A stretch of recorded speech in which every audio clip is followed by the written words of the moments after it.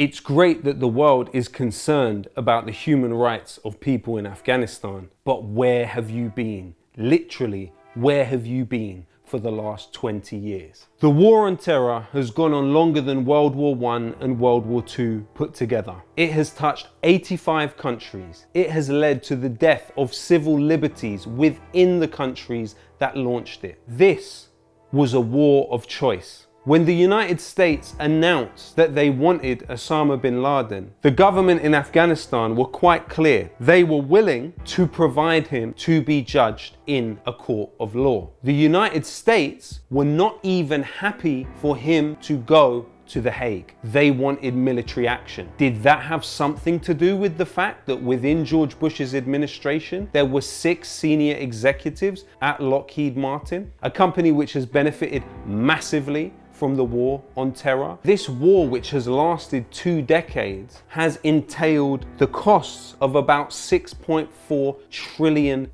The Afghan war has cost not only almost 250,000 lives, but it cost the US government $2.26 trillion.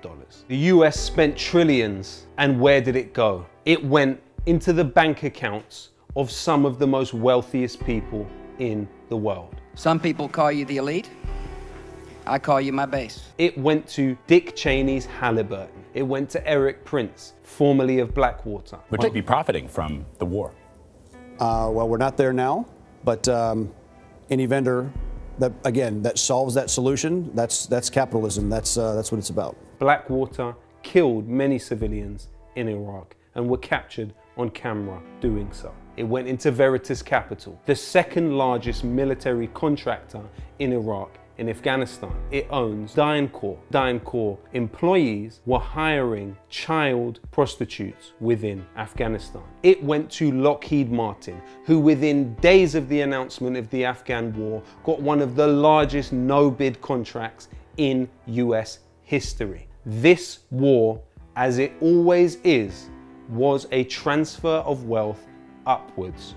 Robin Hood in reverse. That money could have been better spent housing people, giving people their own human rights here. Do not allow the war industry to lead you to believe otherwise. The goal is to use Afghanistan to wash money out of the tax bases of the United States, out of the tax bases of European countries, through Afghanistan and back into the hands of a transnational security elite. The Afghan war logs, for which Julian Assange seems to be paying the price with his life today in a cold cell, revealed torture, death squads, rendition, individual killings, group killings. This is the whole context, with some exceptions, of the Afghan war. These are some of the unknowns that Donald Rumsfeld spoke about. Another person who has done much to reveal them is Daniel Hale, who showed that 90% of victims of the US drone program were actually innocent bystanders. Daniel Hale has paid the price and will be sent to jail on the charge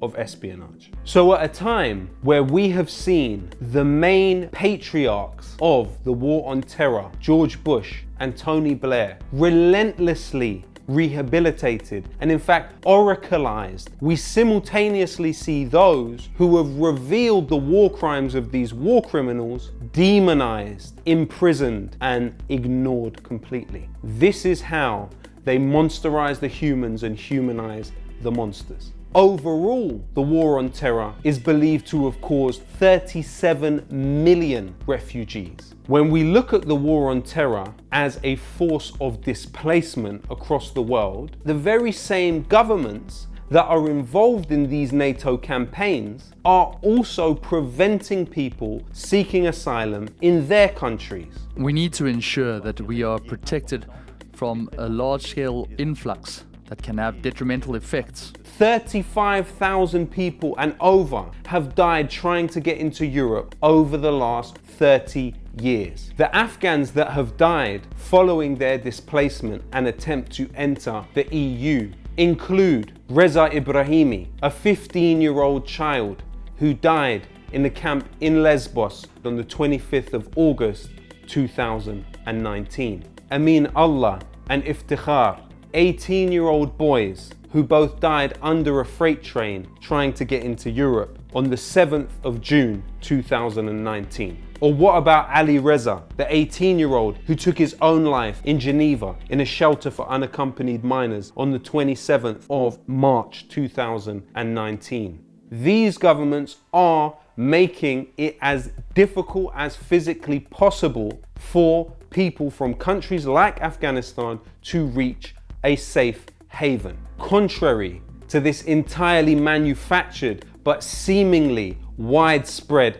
and popular view that actually you help people by invading and bombing them, the truth is you help people by not interfering in their affairs, by learning from history and providing safe passage to asylum.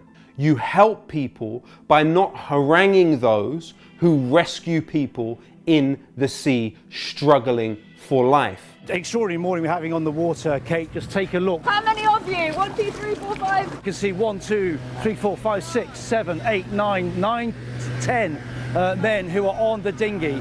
Where are you from? You help people by not sending journalists to interrogate them in their most desperate moments within the sea. You help people by not demonizing them on the front of newspapers owned by unaccountable offshore capital like Rupert Murdoch. You have no benefit in believing in their lies of vertical solidarity and horizontal hatred. You have more in common with the people fleeing the bombs paid for by you than you do with the people dropping the bombs paid for by you. When you look at the history of Afghanistan and the way in which it is intertwined with the history of this country, you are talking about a place which has been the subject of British war 4 times in the last 2 centuries. Starting in 1839, when General Keane marched into Kabul with 10,000 troops, the British did not achieve their objectives and were forced to leave in a humiliating march of doom. In fact, 100 years ago, in 1919, it was the first country in the world to drop bombs on Afghanistan. 332 bombs in 1 single day. Britain should never have been there, and it should never go back ever again. Why do you feel it so personally, Mr. Wallace? Because I'm a soldier. Because it's sad, and the West has done what it's done. And we have to do our very best, Nick, to get people out and stand by our obligations. And 20 years of sacrifice is what it is. Ben Wallace. He was the overseas director of Kinetic, an arms company which benefited handsomely from the occupation of Afghanistan. Afghanistan is not the property of the United States and the UK. It is time that people in the US and Britain understood that they have no right to dictate who can or can't be the government of any other country. This idea of liberation through occupation exists only in the imagination of MOD-influenced journalists. Maybe now is not the time for the deep contemplative think pieces in somber tones from the people that marched us into this. Now is the time in which those of us who campaigned year after year against these industrial massacres to be clearly understood to have been vindicated, even within your own tortured logic in the service of power, you have failed. Now is the time for humility and accountability on the part of the warmongers and hope for the rest of us. Billions of pounds have been spent.